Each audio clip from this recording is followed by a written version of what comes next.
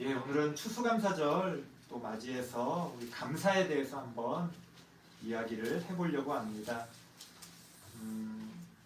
우리는 보통 언제 감사합니까? 감사할 만한 일이 생기면 감사하죠. 그러면 그 감사할 만한 일이라는 게 뭐예요? 보통은 나한테 좋은 일이 생기면은 그거를 감사하다고 우리가 흔히 이야기를 합니다. 하지만 우리가 만약 나한테 좋은 일이 생길 때만 감사한다고 하면은 사실 그거는 너무나 당연한 거기 때문에 성경에서 하나님께서 우리에게 감사해라 이렇게 말씀하실 필요가 없는 거예요. 좋은 일이 생기면 어떤 식으로든 다 감사하는데 굳이 하나님이 우리에게 감사하라고 말씀하시지 않으셨을 겁니다. 성경에서 말하는 감사라는 거는 조금 다르다는 거예요. 그저 나한테 좋은 일이 생겼을 때 하나님 감사합니다 하는 그런 감사가 아니라 조금 다른 차원의 감사를 성경은 이야기하고 있다는 겁니다. 왜 그러냐면 이 좋은 일이라는 게 나한테 좋다고 해서 우리 모두에게 좋은 일은 아닐 수가 있기 때문에 예전에도 그런 말씀 드린 적이 있습니다만 제로섬 이론이라는 게 있는데 이게 게임 이론인데요. 이 제로섬이라는 게 뭐냐면은 그런 거예요. 내가 가지는 만큼 남이 가지지 못한다는 거예요. 그러니까 이 세상의 어떤 재화라는 건 이 세상에 우리가 누릴 수 있는 건 이게 한정돼 있잖아요. 그러니까 내가 많이 누리면 누군가는 못 누리는 거예요. 내가 일부러 누구 거를 뺏지 않았어도 내가 더 많이 가지면 남은 못 가지는 겁니다. 그렇기 때문에 우리가 이러한 어떤 것들을 생각한다면은 내가 하나님께 많은 어떤 축복을 받았다. 내가 하나님께 어떤 많은 어떤 것들을 받았다라고 할 때 그걸 무조건 감사합니다 하면 곤란한 일이 벌어질 수가 있어요. 그러니까 우리가 하나님께 감사한다고 얘기할 때 이걸 단지 나에게 좋은 일, 하나님 나한테 좋은 일이 생겼으니까 감사합니다. 이렇게 단순하게 감사할 수는 없다는 겁니다. 그럼 우리는 어떤 기준으로 감사해야 될까? 오늘 성경 말씀이 우리에게 가르쳐주고 있습니다. 4절 말씀 다시 한번 같이 읽어볼까요? 4절 함께 읽겠습니다.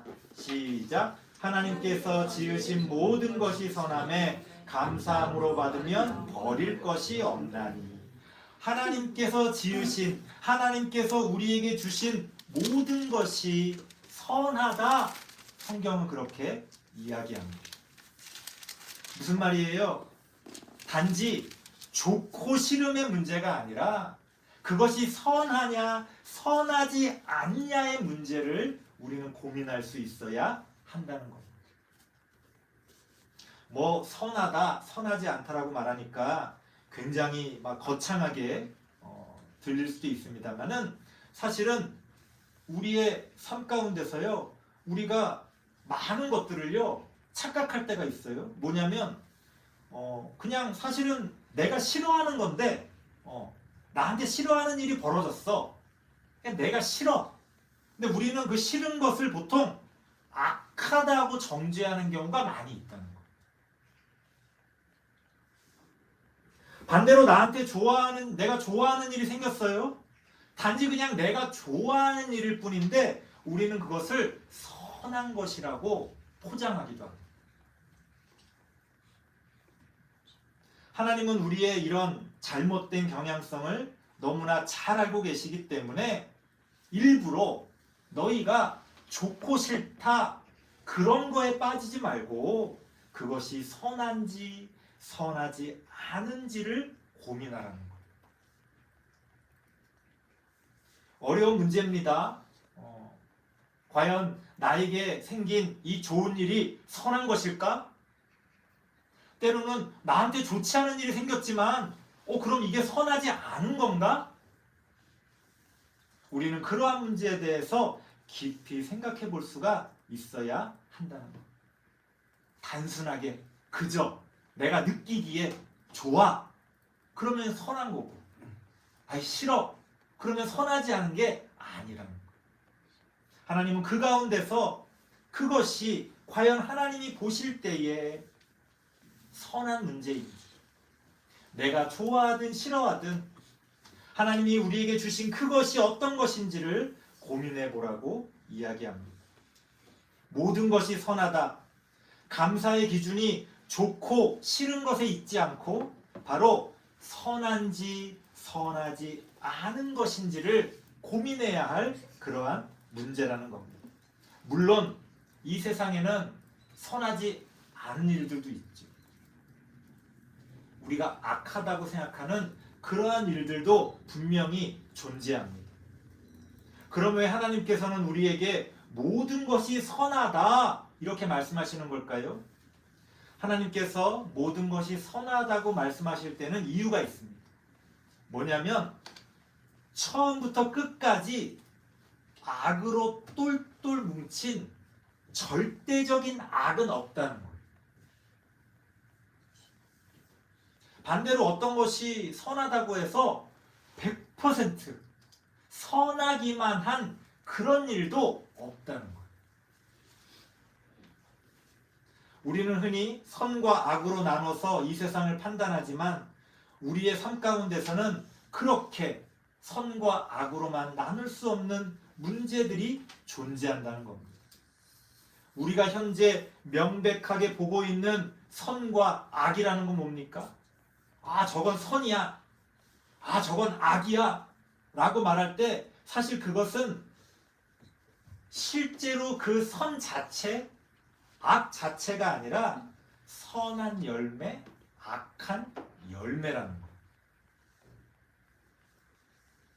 물론 악이 실제로 악한 열매라고 해서 달라지는 건 크게 없습니다. 여전히 악한 열매는 선하지 못한 것이니까 우리가 그것을 감사하기는 어렵겠죠. 하지만 성경은 거기에 대해서 뭐라고 말합니까? 4절 하반절 말씀 보니까 그것들을 감사함으로 받으면 버릴 것이 없다는 거예요. 분명히 내가 생각할 때는 악이에요. 내가 생각할 때는 싫어요. 그런데 그것을 감사함으로 받으면 버릴 것이 없다는 거예요. 싫은 것일 수 있어요.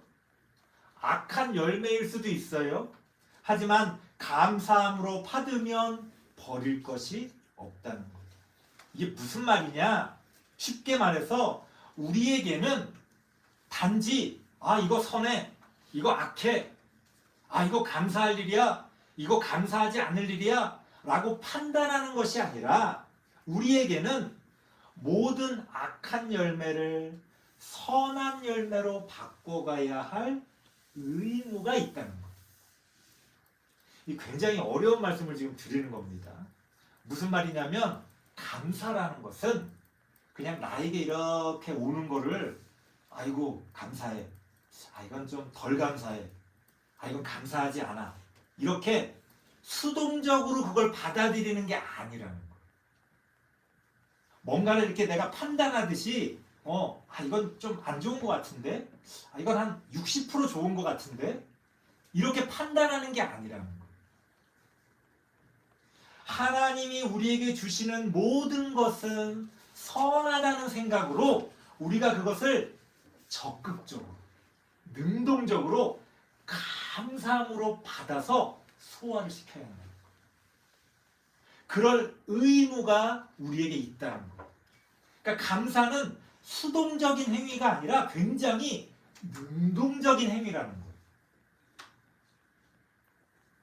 그래서 이거 네가 보기에는 감사하지 않을 것 같지만 원래는 이게 이렇게 생각하면 그래도 감사할 만한 일이야. 그러니까 감사해. 이것도 여전히 수동적인 거예요. 지금 너 안 좋은 일 생긴 것 같지만 더 안 좋을 뻔했어. 그러니까 감사해. 이것도 어떻게 생각하면 좋은 감사 같지만 여전히 수동적이에요. 감사는 그런 수동적인 행위가 아니라 능동적인 행위라. 굉장히 적극적인 행위라는 거예요. 쉬운 게 아닙니다. 나에게 주어진 것을 수동적으로라도 감사하기도 어려운데 그것을 넘어서서 내가 적극적으로 그것을 내가 감사함으로 소화한다는 것은 어려운 일이지. 그래서 성경에서 우리에게 끊임없이 감사해라 이렇게 얘기하는 거예요. 쉽지 않으니까, 어려우니까. 그리고 그것이 우리의 능동적인 적극적인 행위이기 때문에 감사하라고 얘기하는 거예요. 안 그러면 뭐 그냥 이래도 좋고 저래도 좋고 주어진 거 그냥 다 감사하면 되지. 그런데 아까도 말씀드렸지만 분명히 나쁜 것도 있고 좋지 않은 것도 있는데 무조건 다 감사한다? 그것도 맞지 않는 거지. 무엇을 감사해야 될지, 어떻게 감사해야 될지 우리는 그 감사에 대한 적극적인 태도가 필요하다고 성경은 우리에게 이야기하고 있습니다. 그러면 구체적으로 어떻게, 어떤 방법으로 우리가 감사할 수 있냐? 5절 말씀에서 그 방법을 우리에게 가르쳐 줍니다. 같이 한번 읽어보겠습니다. 시작. 하나님의 말씀과 기도로 거룩하여 지리라. 안 좋은 일이 나에게 생겼는데 감사한다는 거는 이상한 거예요. 누가 봐도 안 좋은 일인데 어떻게 감사해요? 내가 다쳤어. 가족 중에 누구에게 안 좋은 일이 생겼어. 그래도 그냥 감사해요? 말이 안 되죠. 가끔 이제 우리 기독교인들이 세상 사람들이 볼 때 이상하게 보이는 게 그런 거예요. 무조건적으로 어떤 것들을 신앙하고 무조건적으로 어떤 거를 따르다 보니까 좀 상식에 어긋나는 일들이 벌어져요. 안 좋은 일이 생겼으면 그건 안 좋은 거죠. 감사할 일이 아니죠, 분명히. 그럼에도 불구하고 우리가 그걸 감사하기 위해서는 어떻게 해야 돼요? 단지 무조건 야, 그래도 감사해. 그게 아니라 그것을 말씀과 기도로 거룩하게 만들어야 된다는 거예요. 우리의 신앙으로 그 문제를 소화시켜야 된다는 거예요. 그러고 나면 비로소 우리가 감사할 수 있고 우리의 그 감사를 보고서 세상 사람들이 하나님께 영광을 돌릴 수 있는 거예요. 아, 그렇구나. 우리가 미처 생각을 못했는데 듣고 보니 저 사람의 감사를 보니 그것이 충분히 감사할 만한 일이구나 라는 것들을 깨닫게 된다는 겁니다. 그러면 말씀과 기도로 거룩하여진다는 게 뭘까요? 이 말씀을 우리가 붙들고 기도해야 한다는 건데요. 이 말씀을 붙든다는 게 이런 거예요. 어떤 겉으로 드러난 문제, 겉으로 드러난 일의 겉모습만을 보는 것이 아니라 그것의 본질, 그것의 속모습을 볼 수 있게 만드는 게 말씀의 능력이에요. 그러니까 우리가 말씀을 붙든다는 것을 성경 구절 가운데 우리 좋아하는 구절들 있잖아요. 하나님이 지켜주신다. 하나님이 보호해 주신다. 아, 그 말씀을 붙들고 하나님이 지켜주실 거야. 보호해 주실 거야.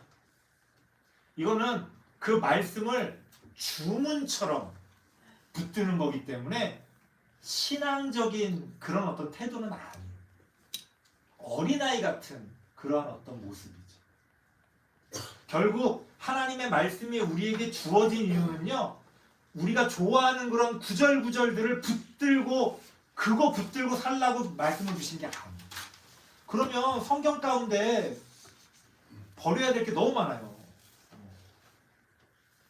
우리가 좋아할 만한 구절만 따지면은 뭐 몇백 개 안 돼요.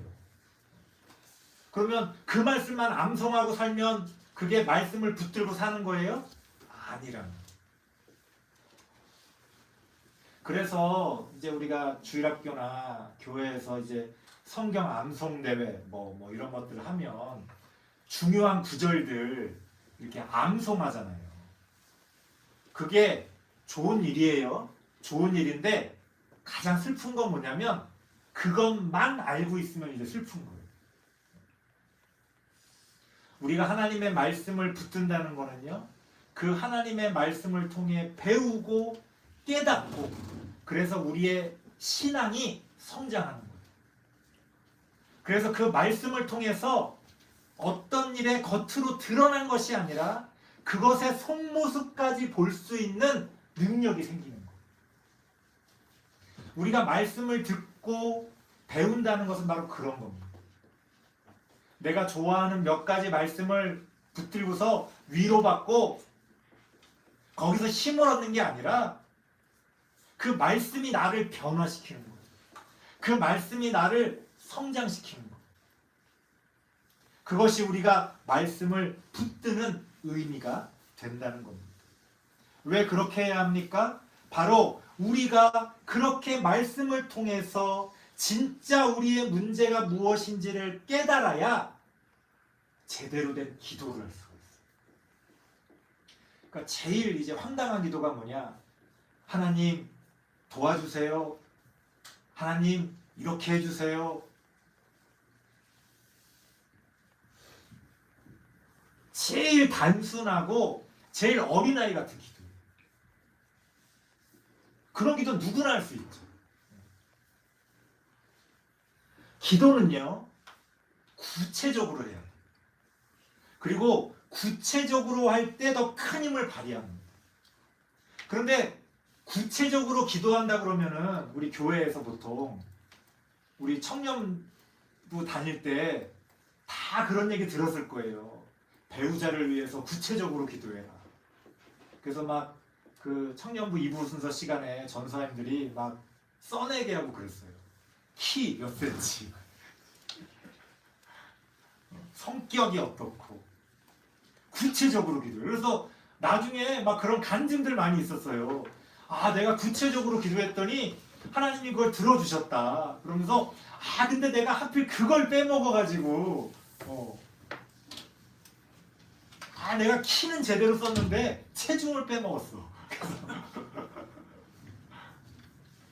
내가 성격은 내가 거기다 딱 구체적으로 써서 기도했는데 얼마나 돈을 잘 벌지를 내가 빼먹었어. 그래서 하나님 이걸 안 들어주셨나 봐. 뭐 이런 식의 얘기 우리가 교회에서 많이 하잖아요. 여러분, 구체적이라는 거는 그런 걸 얘기하는 게 아니에요. 아니, 키, 몸무게, 뭐 재산, 그게 아무리 구체적이어도 겉으로 드러난 거잖아요. 껍데기가 아무리 구체적이어도 껍데기죠. 성경에서 말하는 구체적이라는 건 그 속모습, 감춰져 있는 모습을 이야기하는 거예요. 그러니까 우리가 어떤 일에 대해서, 어떤 문제에 대해서 구체적으로 기도한다는 건 뭐냐? 그 문제의 본질을 깨닫고 기도하는 거예요. 누가 나한테 안 좋게 행동을 해요? 하나님, 저 안 좋게 행동하는 사람 혼내주세요. 저 안 좋게 행동하는 사람 앞으로 좋게 행동하게 해주세요. 이거는 껍데기예요. 저 사람이 왜 나한테 안 좋게 행동하는데? 그 문제가 나한테 있을 수도 있잖아요. 그러면 나를 바꿔야죠. 기도를 그렇게 하면 안 되죠. 하나님, 저 사람이 나한테 잘해주게 해주세요. 이렇게 기도하면 안 되죠. 내가 지금 잘못하고 있어서 그러는 건데. 그 문제의 본질을 깨달으면 어떻게 돼요? 하나님, 제가 부족합니다. 하나님, 내가 이런 면에서 성숙하게 해주세요. 기도의 내용이 바뀌어야 됩니다.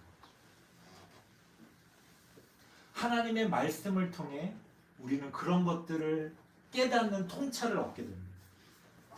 성숙해지는 거예요. 그래서 우리가 진짜 뭘 위해 기도해야 되는지를 알게 되는 거예요.